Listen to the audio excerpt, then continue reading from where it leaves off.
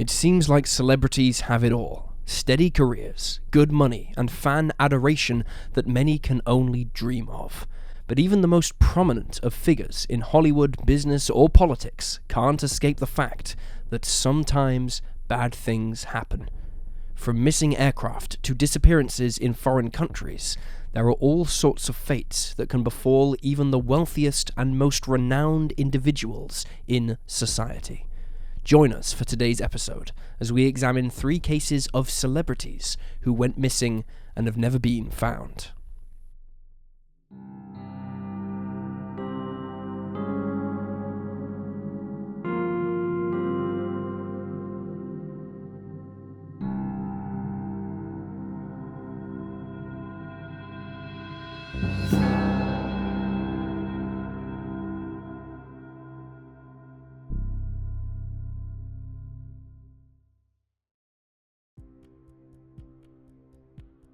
Zoe McLellan. Born in California on November 6, 1974, Zoe McLellan began her acting career in the mid-90s when she secured several roles on shows like Diagnosis Murder, Star Trek Voyager, and Sliders. In 2000, she scored her first film role when she was selected to play the part of Marina Pretenza in the film Dungeons and Dragons. Following this, Zoe was offered bigger parts, including a returning character in CBS's US Navy drama, Jag. Throughout the 2000s, she also starred in Dirty Sexy Money, House, and The Mentalist, and garnered parts in Lifetime TV movies, while in 2014, she featured in the first 2 seasons of NCIS New Orleans, perhaps her most notable role as one of the 2 lead actors. Though she did not return for season 3, she moved on to the ABC show Designated Survivor and took small roles in the likes of Suits and Law & Order SVU. In 2018, however, Zoe's career began to stagnate. She worked for another year before seemingly disappearing from television, leaving fans to wonder what exactly had happened. The Mercury News reported in 2018 on a huge factor which likely contributed to Zoe's difficulties in finding work. She was embroiled in numerous bitter disagreements with her ex-husband, Jean-Pierre Ghislaine, whom she'd divorced in 2016.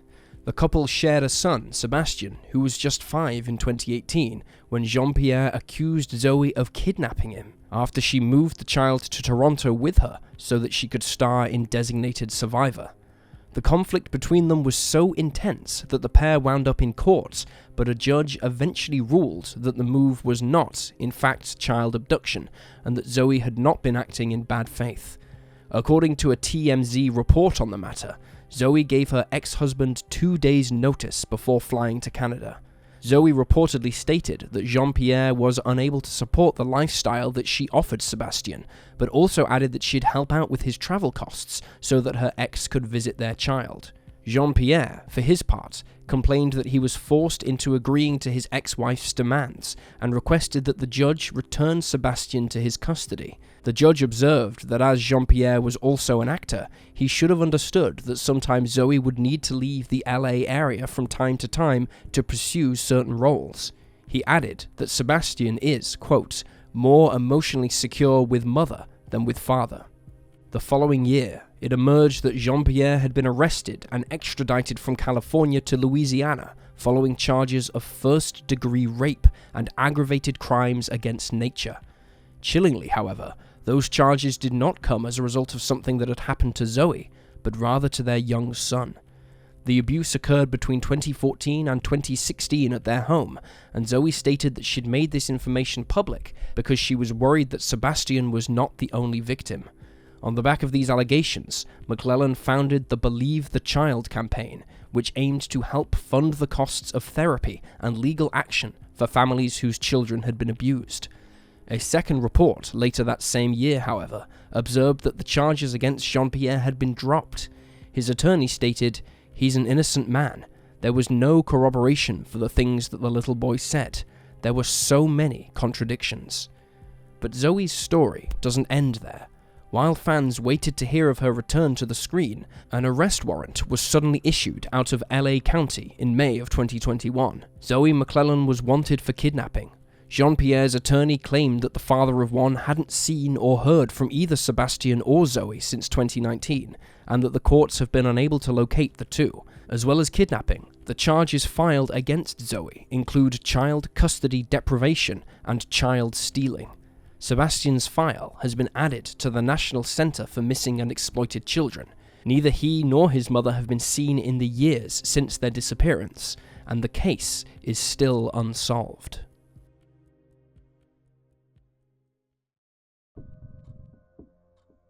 Glenn Miller.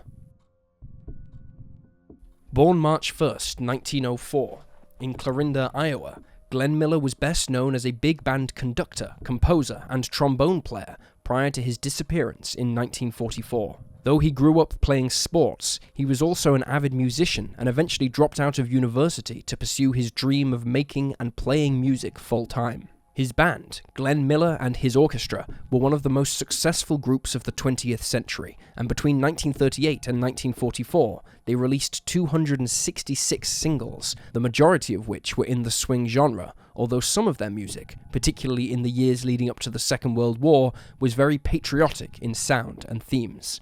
The band was the best-selling recording group between 1939 and 1942, while Glenn himself is considered to be the father of modern US military bands. In 1942, Glenn volunteered to join the US military in order to entertain the troops and boost morale. He ultimately found a position as captain in the US Army Air Force, and he and his band spent up to 18 hours a day recording and performing at dozens of military bases, aiming to lift the spirits of those stationed all across Europe. In the months before his disappearance, he was promoted to the rank of major. In December of 1944, Glenn and his AAF band were due to journey to France. The group were keen to go, as their stopover in London had been difficult, with Bedford tour guide David Fowler telling the BBC, "In June, the V1s were coming down. There were bomb raids. The band had never been subject to any war, and they were not happy." The band moved to Bedford following this, and seemed to have timed it well, as on July 2nd, the building where they had been staying was hit by a bomb, killing 74 members of the US military. Initially, Glenn was scheduled for a flight to France on December 13th, but it was cancelled due to bad weather. His flight for the following day was also cancelled. Concerned that he would be delayed in making arrangements for the rest of his group, he soon learned that a colleague of his, Lieutenant Colonel Norman Basel, would be flying out on December 15th, and Norman offered him a spot on his aircraft. There wound up being just 3 of them on the plane, which is described as a C-64 Norseman, Glenn, Norman, and the pilot, an American named John Stuart Morgan. The trio left RAF Twinwood in Bedford on the 15th, despite the fact that Glenn hadn't received permission to board a casual flight, nor did he alert his chain of command to his plans, meaning that his superiors were unaware of his whereabouts. The plane that Glenn and the other 2 men boarded was never seen again after it took off at 1:55 p.m. Biographer Dennis Spragg stated, "Military observers charted the aircraft south from England over Beachy Head between 1430 and 1445, but it did not appear over France." Meanwhile, his band arrived safely on the 18th, 3 days later, and were getting organised for their broadcasting and recording duties when they realised nobody had seen Glenn. They subsequently reported his disappearance to military authorities. Major General Orville Anderson, who was married to Glenn's cousin, was the first to order a search and investigation upon learning that the musician had disappeared. Glenn's wife, Helen, was alerted to the issue on December 23rd, when 2 senior officers were sent to their home. On Christmas Eve, his disappearance was made public. As the band was scheduled to play on Christmas Day, a separate conductor was brought in to lead the way, and the band continued to play until the end of the war. For years, there was speculation that the plane had been shot down by enemy bombers, or even fallen victim to friendly fire. This latter theory emerged in the 1980s, when it was revealed that 138 planes returning from an aborting bombing raid disposed of the weapons over the English Channel, where the Norsemen had been flying. The notion was later disproven, however, as the timing did not fit. There was also rampant conjecture about Glenn himself, that he'd died in a brothel in Paris, or was at a specific building that was attacked by Germans, and his body just hadn't been recovered. Despite the wild rumours, the truth is likely a lot more mundane. that poor weather conditions and/or cold temperatures led the plane to crash somewhere over the English Channel. An inquiry held in Bedford in 1945 concluded that the plane had vanished due to pilot error, mechanical malfunction, and poor weather. Documents pertaining to the investigation were released in 2017 in the book Glenn Miller Declassified by biographer Dennis Sprague. The book concluded that Glenn was not the victim of foul play or friendly fire, while the investigation noted that he had no duties outside of those of his music and band, and thus he was not likely to be the target of an enemy attack. In 2019, the International Group for Historic Aircraft Recovery started investigating a report that the plane had been found numerous miles west of its flight path. However, nothing further has come of this. Dennis Sprague wrote that what happened to the plane was likely caused by icing conditions in the engine, fuel line, and on the wings, including carburetor heater failure or possibly a hydraulic fluid leak. Furthermore, a TV show named The History Detectives also investigated the incident and examined similar cases where Norseman planes crashed. They determined that a single carburetor in cold weather was subject to freezing up. It was a very cold day on the 15th of December. Sprague added that the plane had already been flying low due to poor visibility. The flight had been delayed until the afternoon because of mist and fog. When the plane hit the water, it likely disintegrated as it was made of lightweight materials, killing everyone inside.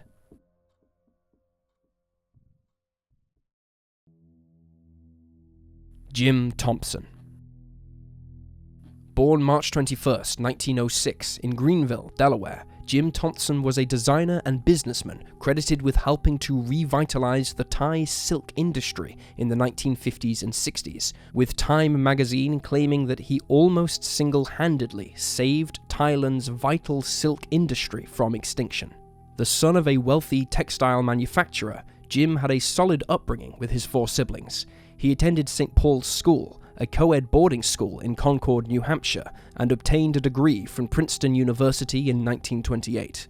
Though he studied architecture at the University of Pennsylvania, he was unable to complete his degree due to his poor mathematical skills. Still, he managed to obtain work designing homes in New York City until 1941, when he quit his job and took up a position with the Delaware National Guard. During the war, he became part of the Office of Strategic Services, the precursor to the CIA. In 1946, after being discharged from the army, Jim divorced his wife and moved to Thailand, where he'd spent some time during his work with the OSS. In Bangkok, he joined several investors in purchasing and restoring the Oriental Hotel, which is today a 5-star establishment. But before long, his differences with the other investors surfaced, and he opted to leave the project, instead partnering with George Barry to found the Thai Silk Company Limited. The company blossomed when designer Irene Sharaff used Thai silk while creating the costumes for the musical The King and I. Jim has been credited with inventing silks in bright and deep tones and dramatic color combinations, motifs that are often most associated with Thai silk. He introduced modern dyes and better equipment to his workers, and most notably, he allowed his employees to work from home. Since most of the company's workforce was women, this helped lift thousands of families out of poverty. Then, suddenly, Jim vanished. In the latter half of March, he left Bangkok to visit a friend, after which the pair went to Malaysia's Cameron Highlands for a break. From March 24, 1967, they stayed at the Moonlight Bungalow with their hosts, a Singaporean chemist named Ling Chen Ji and his wife, Helen Ling. On March 26th, the group planned to attend church, but Jim decided to take a brisk walk to the main road. 20 minutes later, he met up with the others as planned, and they drove to church. An hour later, they were back at the bungalow for lunch. Following this, Jim announced that he was going to take another walk. He waved goodbye to the others, who watched him leave through the estate's only access road. Jim was spotted 2 hours later, at around 4 p.m., by a cook from the Lutheran Mission bungalow. However, this was the last time he was spotted. He never returned to the Moonlight Bungalow and was never seen again. In the following hours, his friends reported him missing, and a search of the surrounding area was started. The search involved 500 people, including tourists, missionaries, and members of the military. Though there was no ransom note, given his wealth and status, many media outlets assumed that Jim had been kidnapped. As well as there being no evidence of this, however, there was no evidence of anything else. No body was recovered, and there was no suggestion that he'd met with foul play of any kind. Not even a scrap of clothing was recovered. He seemed to just vanish off the face of the earth. There was speculation that his disappearance was connected to his work with the SSO, but no evidence has ever tied the two together, while others suggest that he left voluntarily.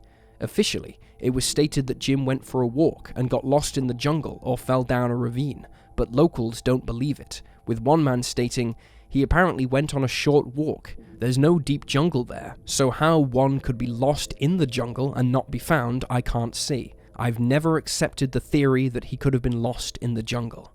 For almost 2 decades, there were no leads in Jim's case, but in 1985, skeletal remains were discovered in the Cameron Highlands. There was no skull, but the other bones were found in a grave near a vegetable plot close to the main road in Bryn Chang.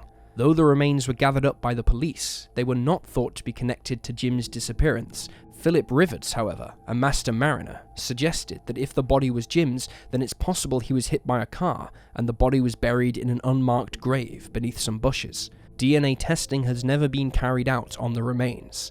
Some reports state that many of the bones recovered actually belonged to an animal. A 2015 report, which reviewed the original 1967 investigation, concluded that it was likely Jim's body was still somewhere in the Cameron Highlands, stating that there was probably not enough time and resources given to the case to thoroughly search the area. Furthermore, there was a good chance that the body was missed during the original search, and it's possible that at this point, his remains have been scattered by scavenging animals. Jim's body has never been found, and what became of him is currently unknown. Tragically, his sister was murdered in Pennsylvania just months after he vanished. Authorities have ruled out a connection between the two cases. And there you have the facts. Please leave a comment down below with your own theories and speculations, and remember to like this video and subscribe to support the channel. Thank you for watching. Stay alert, stay safe, and I'll see you next time.